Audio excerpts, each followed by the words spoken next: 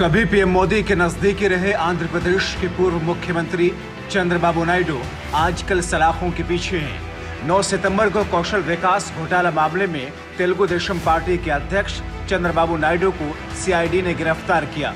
खबर सुनते ही पूरे प्रदेश में चंद्रबाबू नायडू की पार्टी के नेताओं, कार्यकर्ताओं और समर्थकों का रोष बाहर आने लगा।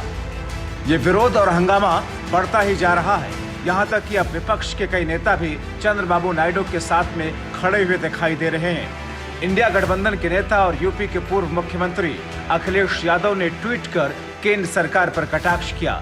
अखिलेश कहते हैं, विपक्ष के नेताओं को गिरफ्तार करने का चलन अब केंद्र से लेकर राज्यों तक प्रचलन बन चुका है। जो सत्ता के साथ नहीं आ रहा उसे जेल में डाल दो। ये निरंकुश शासकों की नीति होती है। लोकतंत्र में इसके लिए कोई स्थान नहीं है। भाजपाई और उनके अवसरवादी मित्र याद रखें कि राजनीतिक व्यवहार में ऐसा विचलन कल को खुद उन पर भी भारी पड़ सकता है। खुदगर्ज भाजपा किसी की सियासी दोस्त नहीं है। अब सवाल अखिलेश उठाएं या कोई और, हो वही रहा है जो एजेंसियों को ठीक लग रहा है। दरअसल चंद्रबाबू नायडू को उनके कार्यकाल के दौरान स्किल डेवलपमेंट स्कीम में 371 करोड़ रुपयों की गड़बड़ी के आरोप में गिरफ्तार किया गया। चंद्रबाबू नायडू पर आरोप है कि उन्होंने मुख्यमंत्री रहते हुए न सिर्फ भ्रष्टाचार किया बल्कि कैबिनेट को भी धोखे में रखा। चंद्रबाबू नायडू सहित अन्य आरोपियों पर डेवलपमेंट कॉरपोरेशन स्किल के अंतर्गत ठेके में गड़बड़ी करने, आम आदमी के पैसे का गलत इस्तेमाल करने और फर्जीवाड़ा करने का आरोप है। अभी तक की जानकारी के मुताबिक अपने मुख्यमंत्री कार्यकाल में चंद्रबाबू नायडू ने राज्य के युवाओं को कौशल विकास प्रशिक्षण देने के लिए कौशल विकास योजना की शुरुआत की थी। इस योजना के तहत हैदराबाद और आसपास के क्षेत्रों में युवाओं को इंडस्ट्रीज में काम करने के लिए जरूरी स्किल सिखाई जाती थी।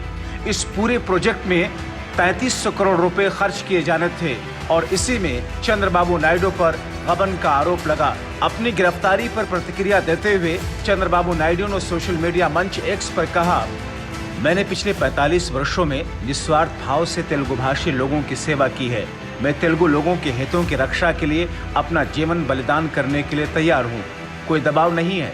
दुनिया की कोई ताकत मुझे तेलुगु लोगों, मेरे आंध्र प्रदेश और मेरी मातृभूमि की सेवा करने से नहीं रोक सकती। खास बात यह है कि भारतीय जनता पार्टी भी चंद्रबाबू नायडू की गिरफ्तारी का विरोध कर रही है। राजनीतिक जानकार मान रहे हैं कि दक्षिण के राज्यों में बीजेपी को एक कंधे की जरूरत है। यही कारण है कि चंद्रबाबू नायडू की गिरफ्तारी पर बीजेपी कहीं न कहीं टीडीपी का साथ दे रही है। अगर पीछे मुड़कर देखें तो पिछले कुछ समय से बीजेपी चंद्रबाबू नायडू को खास तवज्जो दे रही है। हाल ही में राष्ट्रपति भवन में चंद्रबाबू नायडू की बहुत अच्छी आवभगत की गई और अब जब नायडू गिरफ्तार हैं तो बीजेपी भी नायडू के साथ खड़े होने की बात कर रही है, क्योंकि आने वाले समय में बीजेपी को टीडीपी का साथ मिलने की उम्मीद है। फिलहाल इस पूरे मामले की जांच ईडी भी कर रही है। कुछ दिनों पहले ही ईडी ने इस घोटाले में सम्मिलित कंपनी की 31 करोड़ रुपयों की संपत्ति भी अटैच की थी। ईडी ने आरोप लगाया कि सरकारी योजना का पैसा शेल कंपनियों को ट्रांसफर किया गया और फर्जी इनवॉइस भी तैयार की गई। Bureau report, TV7 Bharat.